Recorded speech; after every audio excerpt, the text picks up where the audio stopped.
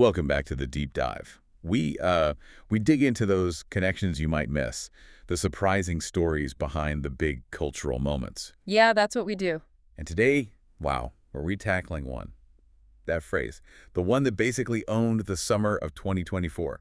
Oh, you mean the one? Got to give it that Hawk Tuah spit on it? That's the one. It was like instant, popped up everywhere. Exactly. And it catapulted this young woman, Hailey Welch, from, well, total anonymity to being talked about everywhere. Hollywood spotlight, everything. It really was something else. That clip, just a random street interview, right? Yeah. But it wasn't just a soundbite. Hailey Welch, the Hawk Tuah Girl, she became this focal point almost overnight. Yeah, and the speed of it all, memes, T-shirts, late-night jokes. I mean, you rarely see anything catch fire quite like that. It's true. That velocity, that sheer speed is exactly why we need to dig into this. Right, because the story just took another huge turn, maybe the biggest one yet. So our mission today, let's unpack this jump she's making from this really organic viral thing Totally unexpected. to becoming maybe a more manufactured Hollywood product, specifically her acting debut. It's confirmed she's in the new Chad Powers movie.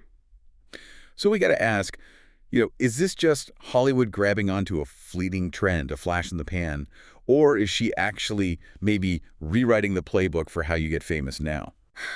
It's a fascinating question. And the setup, when you look at the facts, it's just surreal. She's living her life in Tennessee, pretty normal stuff. Right. Then boom, this clip goes nuclear, TikTok, X, YouTube, Insta. It's just everywhere. And that whole meme economy thing around her was significant. Yeah, it wasn't just jokes. No, not just laughs. People were buying merch. Brands were sniffing around, wanting a piece of that raw authenticity she had. Okay, let's jump straight to the Hollywood part then, because that feels like the real, validation moment. It's confirmed. Hailey Welch is in Chad Powers. Yep. The sports comedy based on that SNL sketch with Eli Manning. And Glen Powell. Let's not forget Glen Powell, maybe the key ingredient here, marketing-wise. Oh, 100%. That Glen Powell factor. That's the strategy, isn't it? This isn't some tiny indie film. No way. It's a proper mainstream comedy, likely getting a big cinema release. So her being in it, even if it's a small part or a cameo... It carries huge weight. Exactly. It's basically a massive PR boost built right in. It's like Hollywood saying, okay, this internet thing, Hailey Welch, we're converting that directly into potential box office buzz. Totally. And Glen Powell, I mean, he's Hollywood's golden boy right now, isn't he, after Top Gun? Yeah. Maverick. Anyone but you.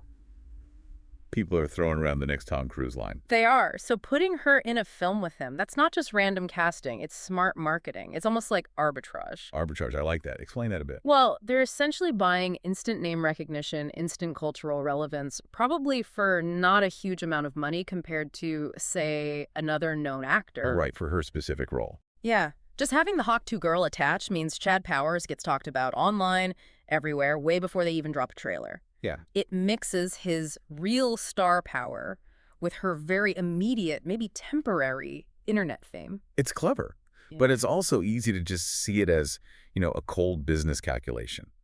Her's a pawn in a marketing game. We can't forget the person in the middle of all this. The sources we looked at, they mentioned she's still reeling from it all. And that grounds the whole story, I think. She actually said she was terrified to even speak to Glen Powell. Wow. Yeah, and she said she still feels like just me. That vulnerability, that's key. Imagine going from zero public profile to suddenly being on set with an A-lister. In weeks. Weeks. The world basically turned her into a commodity overnight, but she still sees herself as the person she was before. That's a heavy thing to navigate on a film set. It really is, and it brings up that bigger question, doesn't it? Yeah. About whether this kind of fame, this meme-to-mainstream pipeline, can actually last. She's joining a really small club. Yeah. People who try to make that jump from internet fame. I mean, who comes to mind? Rebecca Black, maybe.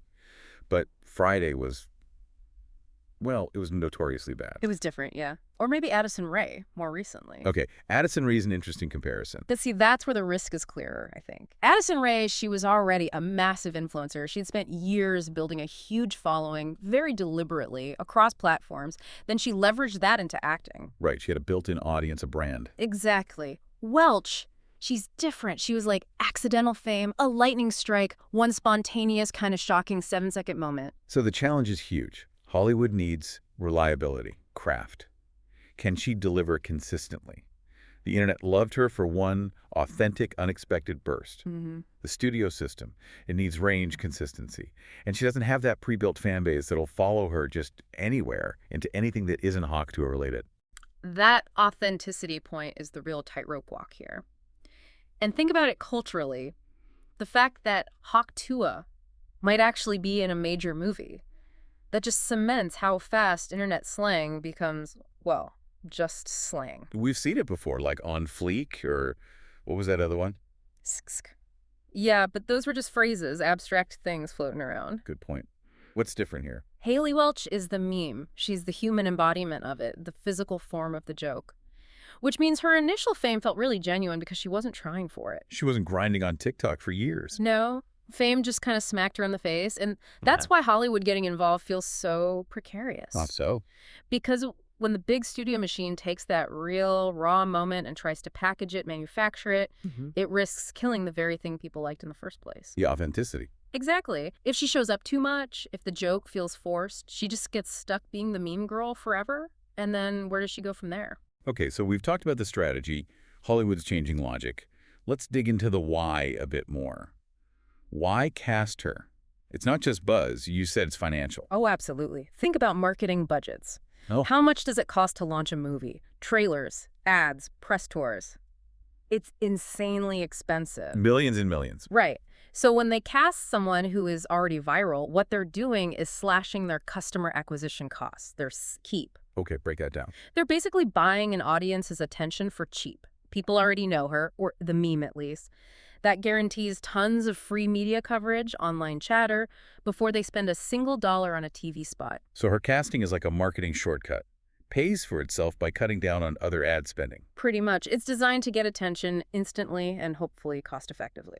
Okay, so if the business side makes sense, let's look forward. What happens next? If this Chad Powers thing works out for her, what are the likely paths and the risks? Well, more cameos seem almost certain, right? Especially in comedies. Anything looking for that quick hit of internet relevance. Makes sense. And I wouldn't be shocked, not at all, if like Netflix or someone gives her a quick reality show appearance. You know, strike while the iron's hot, use that name recognition before it fades. They got to maximize this moment. And what about her roots? She's from Tennessee. The whole vibe of the clip? Yeah. Could we see a country music crossover? Oh, I think that's almost inevitable. It just fits, doesn't it? It really does. You can totally picture her popping up in music videos. Think about the audience overlap between her viral moment and fans of, say, Morgan Wallen or Jelly Roll. Huge overlap. Putting her in a video would give the artist an instant viral boost, too. Totally symbiotic, but, and this is the big but, for any of this to lead to something lasting, she has to manage the brand shift. Meaning? She can't be the Hawk Tuah Girl forever. That gets old fast. She needs to become Hailey Welch, the personality. Maybe lean into the humor, the relatable girl next door who hit the jackpot angle. Show she's more than just the one line. Precisely. Prove there's more there. Otherwise, the novelty just evaporates. And speaking of evaporating, the internet itself is the biggest risk, surely. Oh, massively. Internet culture loves building people up. And loves tearing them down even faster. Exactly. The potential for backlash is always there. If she seems overexposed, if studios push her into things that don't fit, if the joke just gets run into the ground, the audience can turn really quickly. It sounds like walking a tightrope. It is. Her fame came from this very specific, kind of chaotic, authentic moment. Trying to translate that into a stable, predictable career in show business, that's the core challenge. One wrong move and poof. So let's try and synthesize this. It's an incredible story, really.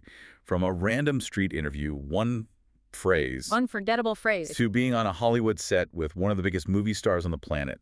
Hailey Welch's journey, it's like a perfect snapshot of how fame works right now. It really is. It's less about climbing a ladder, more about achieving what you might call cultural capture. Just grabbing the zeitgeist. And it kind of proves the old ways aren't the only ways anymore. Whether she becomes a lasting entertainer or just fades away, it seems to hinge entirely on whether she can turn that initial viral spark into something repeatable, something Hollywood values. Yeah. Can she translate the authentic moment into reliable craft? That's the test. So thinking about this, what does it mean for you listening right now? How should you view the media you consume? Wow. Hailey Welch's story, it really highlights this shift, doesn't it? Maybe the smartest marketing money a studio spends now isn't on giant billboards. but on finding these genuine viral moments, these people who embody a meme, and just casting them, using the built-in buzz. It leads to a pretty provocative final thought for everyone to chew on, I think. Yeah. As audiences keep splitting into niches and our attention is the rarest thing there is. Yeah. How much longer will Hollywood rely only on the old talent pipelines, acting schools, working your way up through small parts, when they could just cast someone who is already a guaranteed cultural phenomenon right now, instantly? The risk is big, but maybe the reward, that guaranteed immediate attention, is just becoming too tempting to pass up. Exactly. Something to think about next time you hear Hawk Tuah. Maybe even in a movie theater. Definitely something to ponder. That was our deep dive for today. We'll catch you next time.